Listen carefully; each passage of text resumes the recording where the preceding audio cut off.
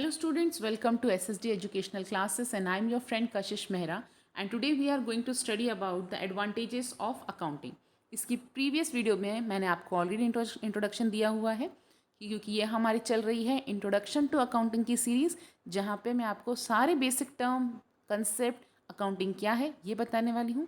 और previous video में already हमने कवर किया हुआ है अकाउंटिंग की डेफिनेशंस, उसका मीनिंग, उसके जो ऑब्जेक्टिव्स होने चाहिए वो हमने ऑलरेडी प्रीवियस वीडियो में कवर किया है।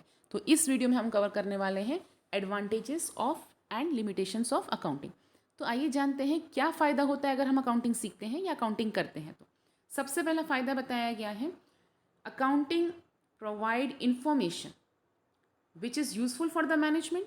अकाउंटिंग हमें ऐसी इंफॉर्मेशन प्रोवाइड करता है जहाँ पर मैनेजमेंट उस इंफॉर्मेशन को यूज़ करके अपने सारे इकोनॉमिक डिसीजंस ले सकता है। सेकेंड, अकाउंटिंग किस बात में हेल्प करता है? As accounting is done yearly, मतलब साल में एक बार अकाउंटिंग किया जाता है। So it help owner to compare 1 year result with those of other year. तो इससे हमें पता चल पाता है कि हमने पिछले साल से ज़्यादा कमाया, या हमारा प्रॉफिट हो रहा है या लॉस हो रहा है, या हमारा बिजनेस आगे बढ़ रहा है या पीछे जा रहा है। So it will be easy for us to compare the business.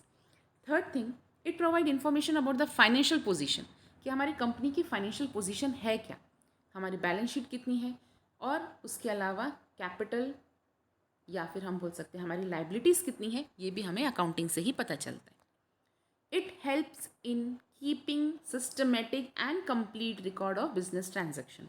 अगर हम अकाउंटिंग करते हैं इसका मतलब है हमने एक एक ट्रांजैक्शन का रिकॉर्ड मेंटेन किया हुआ है, और जब भी हमें ज़रूरत रहेगी उस रिकॉर्ड को हम देख सकते हैं, और जहाँ ज़रूरत है उसको उस हिसाब से डिसीजंस भी ले सकते हैं। सो सारे रूल्स रेगुलेशंस को पूरा करते हुए हम अकाउंटिंग बनाते हैं, ताकि अगर कई बार हमें कोर्ट में अगर वो अकाउंट्स प्रेजेंट करने पड़े तो एज अ एविडेंस उसे प्रेजेंट भी किया जा सके। It helps in next point and fifth point says that it helps a firm in assessment of his correct tax liabilities. उसको कितना टैक्स पे करना है। अब अलग अलग प्रकार के टैक्स पे किए जाते हैं। It can be income tax, it can be sales tax, VAT, excise duty, GST.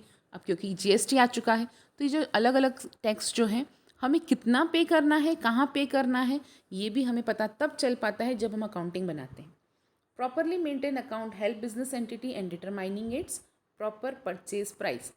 अगर हम अकाउंट बनाते हैं तो हमें ये पता चल पाता है कि कौन सा प्रोडक्ट की प्राइस कितनी रखनी है, कौन से प्रोडक्ट की जो रॉ मटेरियल है वो हमें कितने में मिलेंगे। तो अगर हमें अपने प्रोडक्ट को बेचना है तो हमें सारे अकाउंट मेंटेन करने होंगे, हमें एक्चुअल प्राइस निकालनी होगी। So these are the advantages of accounting. Let's see the limitations of accounting.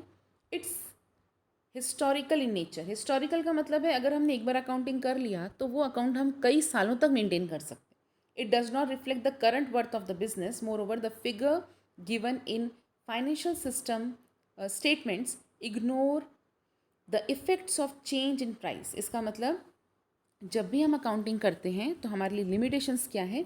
हम जो अकाउंट्स यूज़ करते हैं ये अच्छी बात है कि वो हम उसको बाद में भी कभी यूज़ कर सकते हैं, लेकिन एक बात अगर हमको समझनी होगी कि अगर समझिए एग्जाम्पल के तौर पे हमने कोई चीज़ 3 रुपए के पहले ख़रीदी थी तो हमारे अकाउंट में 3,000 रुपये का बिल दिख रहा है, क्योंकि वो 3 रुपए की थी इसलिए हमें वो 3,000 रुपये का दिख रहा है ना।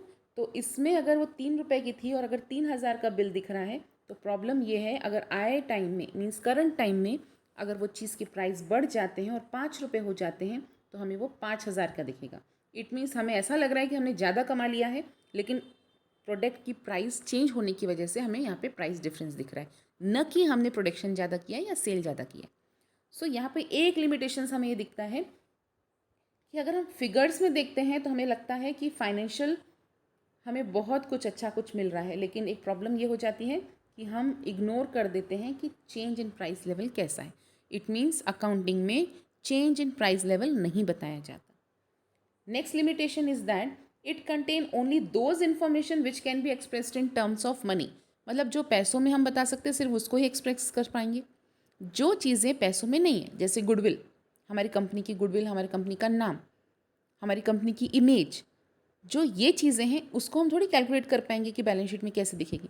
बट कई बार अगर अभी आपको लग रहा है कि गुडविल कैसे कैलकुलेट कर सकते हैं, when you will learn further you will be taught how goodwill is calculated. तो गुडविल कैलकुलेट की जा सकती है इन टर्म्स ऑफ मनी, लेकिन अगर हम अपनी रेपुटेशन देखें, पोजीशंस देखें, ये कैसे टर्म्स ऑफ मनी में कैलकुलेट करें, तो ये इग्नोर कर दिए जाते हैं। और उसके अलावा जैसे हमारी क्वालिटी ऑफ स्टाफ है, हमारे कस्टमर का सेटिस्फेक्शन है, ये सब हम अकाउंट में मेंटेन नहीं कर सकते। Okay, next point says that it may affect by window dressing, that is manipulation in account to present more favorable position of a business firm than actual position. कई बार ऐसा होता है कि हम क्या करते हैं, हमारी जो एक्चुअल पोजीशन है वो न दिखाते हुए हम मैनिपुलेट कर देते हैं डाटास को, और हम दिखाते हैं कि हमारी कंपनी बहुत अच्छा कमा रही है, लेकिन रियलिटी में ऐसा नहीं हो पाता। इट मीन्स अकाउंटिंग की वजह से सामने वाला पर्सन मैनिपुलेट भी हो जाता है, उसको सही पोजीशन नहीं पता चल पाती। It is not free from personal bias and personal judgment of the people dealing with it. For example, different people have different opinion regarding life assets for calculating depreciation. हर एक कंपनी में हर एक company अपने अपने हिसाब से depreciation calculate करती है, अपने हिसाब से डाउटफुल डेप्ट के प्रोविजंस बनाती है, अपने हिसाब से अपने एसेट्स की लाइफ को तय करती है कि कितनी एसेट्स की लाइफ होगी।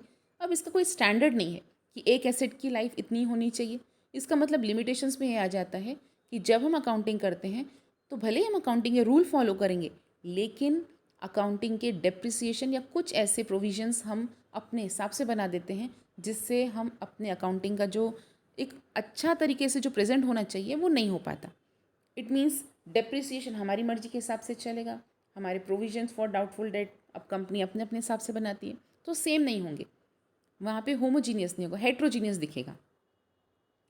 It is based on various concept and convention. It means accounting जो है वो अलग अलग कंसेप्ट और कन्वेंशंस पे बेस्ड है। विच में hamper the disclosure of realistic position. अपने फर्म की रियलिस्टिक पोजीशन कई बार हम शो नहीं कर पाते क्योंकि अलग अलग कंसेप्ट और कन्वेंशन को अगर ध्यान में रखते हैं तो हम रियल पोजीशन को नहीं दिखा पाते, जो कि गलत होता है। हमें अपनी कंपनी के रियल पोजीशन को ही दिखाना होता है। For example, asset in balance sheet are shown at their cost, not at their market value, which could realized on their sale. अब अगर हम अपने एसेट दिखाते हैं तो अपने एसेट की कॉस्ट वैल्यू दिखाते हैं अपने बैलेंस शीट में, न कि मार्केट वैल्यू। लेकिन अगर हम मार्केट वैल्यू दिखाएंगे ही नहीं तो जब हम मार्केट में सेल करने जाएंगे कोई भी अपने एसेट को तो हम क्या दिखाएं, तो ये एक प्रॉब्लम जा सकती है कि हमारे जो वैल्यूएशन है, जो कैलकुलेशंस है, कई बार मैच नहीं हो पाते। So these are the problems of accounting. लेकिन हमारी सीरीज़ अभी भी बाकी है जहाँ पर हम अपने नेक्स्ट सीरीज़ में पढ़ने वाले हैं बुक कीपिंग क्या है, बुक कीपिंग और अकाउंटिंग में अंतर क्या होता है, उनका रिलेशनशिप कैसा मेंटेन रहता है। तो बने रहिए हमारे नेक्स्ट वीडियो के साथ, और हमेशा लाइक कीजिए, चैनल को सब्सक्राइब कीजिए और जितना हो सकता है उतना शेयर कीजिए। Thank you for watching the video.